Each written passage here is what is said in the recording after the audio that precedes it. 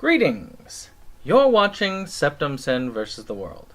I'm Septum Sin. I feel like I'm wearing a little, what do they call it, barber smock, but this is my new shirt, which you'll see in one of my reviews, which will be upcoming.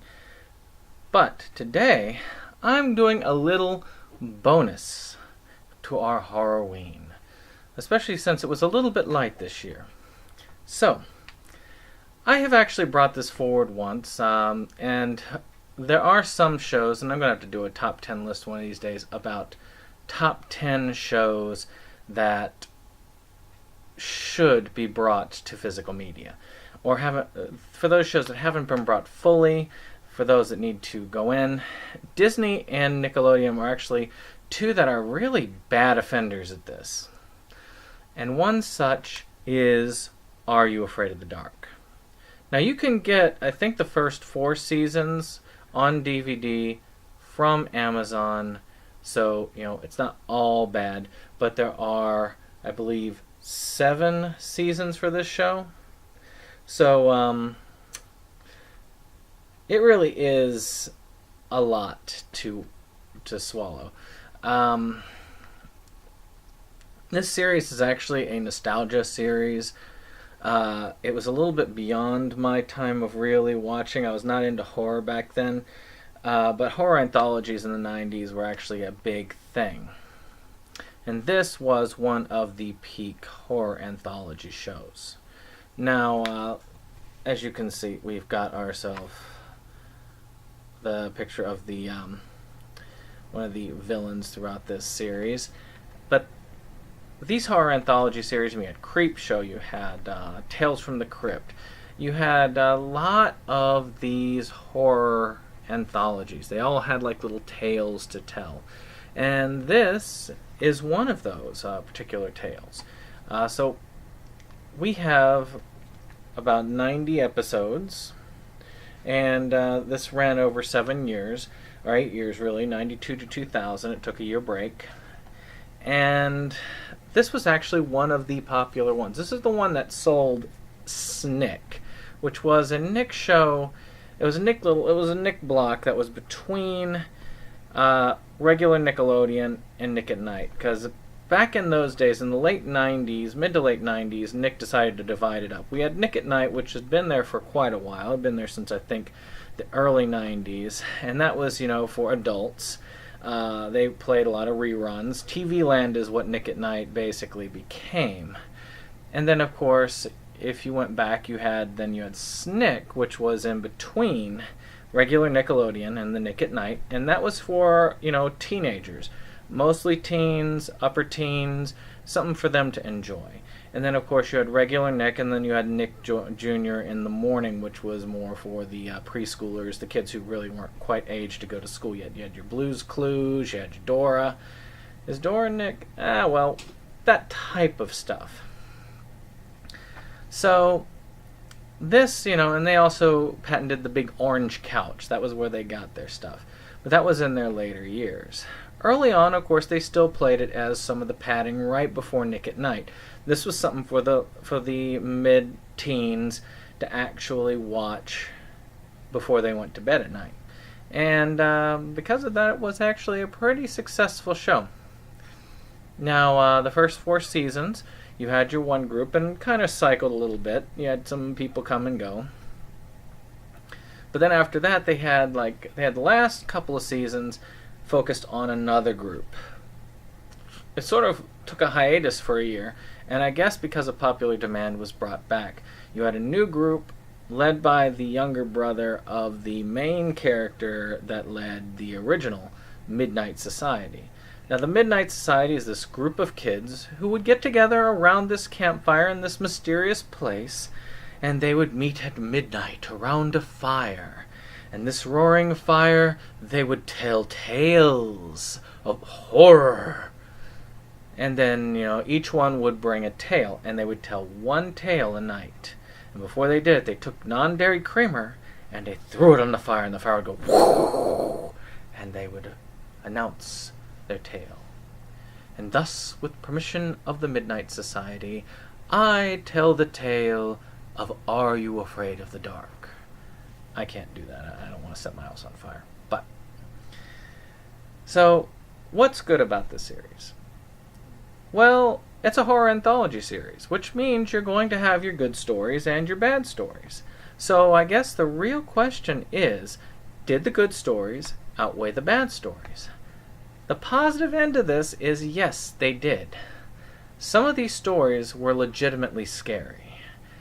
And because of that, younger kids probably, like myself, when it first came out, I wasn't that young. I was probably around, I was in my early teens when this came out. So, it really, but I was still quite a scaredy cat as a kid. As much horror as I like now, it's hard to believe I was a scaredy cat. But some of them, like this, the first episode, which to me is the best episode of the series, was this one about this fun house where there's this crazy clown. There's rumors that this clown will haunt you and take you out. So these two kids break in and they steal the clown's nose as a prank. But later the clown comes to haunt them.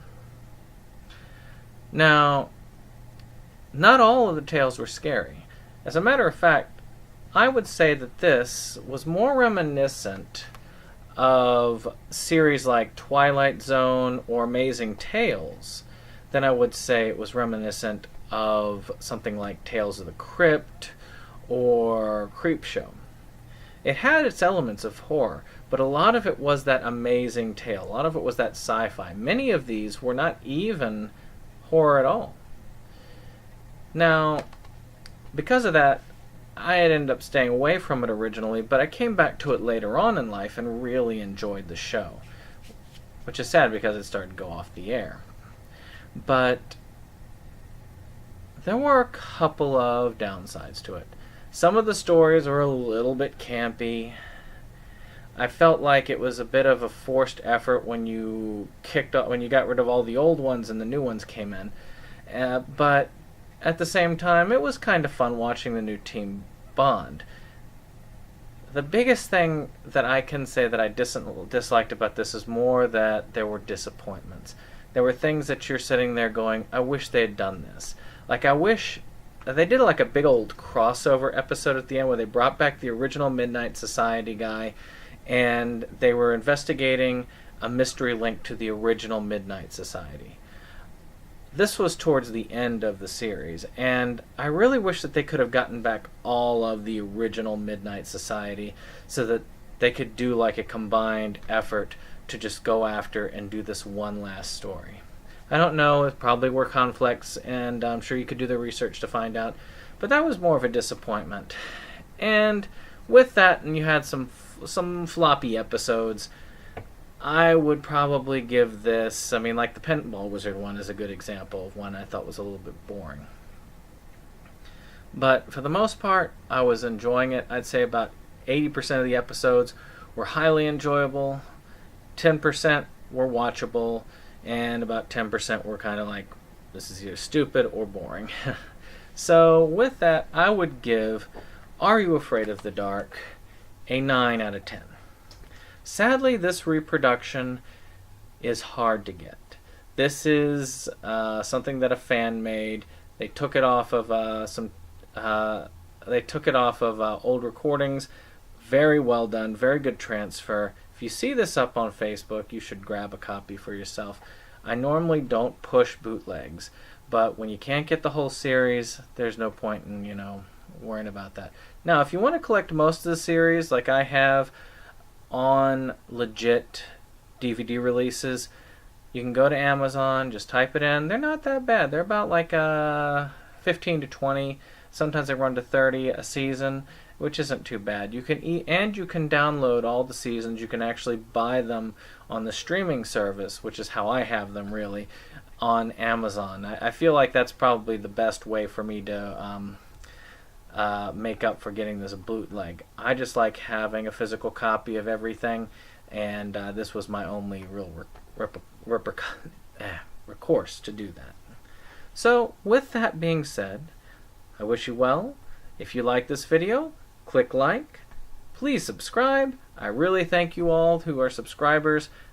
Click the little bell if you want updates on our releases. We do release fairly often, though the release schedule is a little bit slower than it was on Halloween, but I will continue to post reviews as I make them. I got a question the other day about Camp Blood, as a matter of fact, and I'll address that. And I've already addressed that. If you want to see, just look at the pickups video for the week of, actually for 11/13, and you will get your answer for that. So, thank you again for your support, those of you who do watch. And of course, share the wealth. I want to spread this. I'm enjoying this. We have fun with this page, and I hope you all enjoy these reviews. But thank you very much, and I'll see you on the next one.